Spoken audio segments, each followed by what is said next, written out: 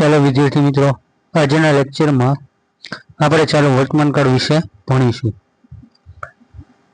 તો ચાલુ વર્તમાન કાળને અંગ્રેજીમાં કહેવાય પ્રેઝન્ટ કન્ટિન્યુઅસ ટેન્સ. પ્રેઝન્ટ એટલે કે વર્તમાન, કન્ટિન્યુઅસ એટલે કે ચાલુ, ટેન્સ એટલે કાળ, ટૂંકમાં ચાલુ વર્તમાન કાળ, જેને અંગ્રેજીમાં કહેવાય પ્રેઝન્ટ કન્ટિન્યુઅસ ટેન્સ. તો એની વ્યાખ્યા જોઈએ તો જે ક્રિયા હાલમાં એટલે કે આ સમયે ચાલુ હોય તે વખતે ચાલુ વર્તમાન કાળનો ઉપયોગ થાય છે. ચાલુ વર્તમાન કાળ જેમને કહેવામાં આવે છે. ટૂંકમાં નજર સમક્ષ હાલમાં જે ક્રિયા ચાલુ હોય એને ચાલુ વર્તમાન કાળ કહેવામાં આવે છે. હમણાં થઈ રહી ક્રિયાઓ દર્શાવવા વપરાય છે. ઉદાહરણ જોઈએ કે હું અત્યારે વાંચી રહ્યો છું, તો I am reading now. I am reading નાઉ, હું અત્યારે વાંચી રહ્યો છું. તે ક્રિકેટ રમી રહ્યો છે, તો હી ઇઝ પ્લેઇંગ ક્રિકેટ. તે ક્રિકેટ રમી રહ્યો છે. ટૂંકમાં આ જે ક્રિયા રહી એ અત્યારે ચાલુ છે.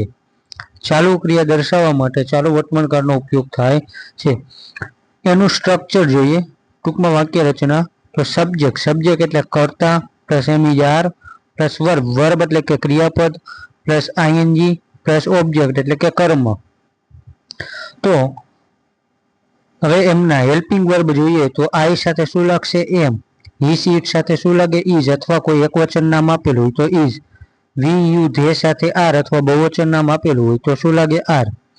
ઉદાહરણ જોઈએ એની સામે તો I am reading, she is singing, they are playing. ઓળખના શબ્દ જેને અંગ્રેજીમાં કહેવામાં આવે છે કીવર્ડ્સ. આ શબ્દો દેખાય એટલે સામાન્ય રીતે ચાલુ વર્તમાન કાળ હોય છે. Now, listen, at present, at this moment, look વગેરે. તો નાવનું ગુજરાતી થાય હમણાં, એટ પ્રેઝન્ટ એટલે હાલમાં, લુક એટલે જુઓ, લિસન એટલે સાંભળો, એટ ધીસ મોમેન્ટ એટલે કે આ ક્ષણે. પછી એના મુખ્ય આપણે એક નિયમ જોઈએ તો હેલ્પિંગ વર્બ તરીકે એમ ઇઝ આર નો ઉપયોગ થાય છે. સહાયકારક ક્રિયાપદ તરીકે કેનો ઉપયોગ થાય? એમ ઇઝ આર નો. સહાયકારક ક્રિયાપદ તરીકે એમ ઇઝ આર નો ઉપયોગ થાય છે. એ આપણે અગાઉ જોયું કે ક્યારે ઇઝ વપરાય, ક્યારે આર વપરાય અને ક્યારે એમ વપરાય. મુખ્ય ક્રિયાપદને શું લગાડવામાં આવે છે? આઈએનજી લગાડવામાં આવે છે. જે ક્રિયાપદ હોય એને આઈએનજી લગાડવામાં આવે છે. આ કાર વાક્યમાં હમણાં ચાલી રહેલી ક્રિયા દર્શાવે છે. ટૂંકમાં અત્યારે જે ક્રિયા ચાલુ હોય એ ચાલુ વર્તમાન કાળ દર્શાવે છે.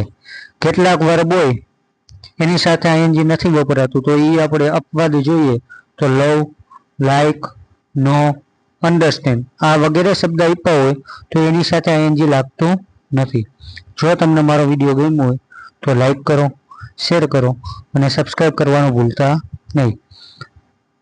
યુટ્યુબ ચેનલમાં Easy English by SP Academy search કરશો એટલે આપણી યુટ્યુબ ચેનલ બતાવશે. અને ઇન્સ્ટાગ્રામમાં પણ Easy English by SP Academy search કરશો તો એમાં પણ બતાવશે.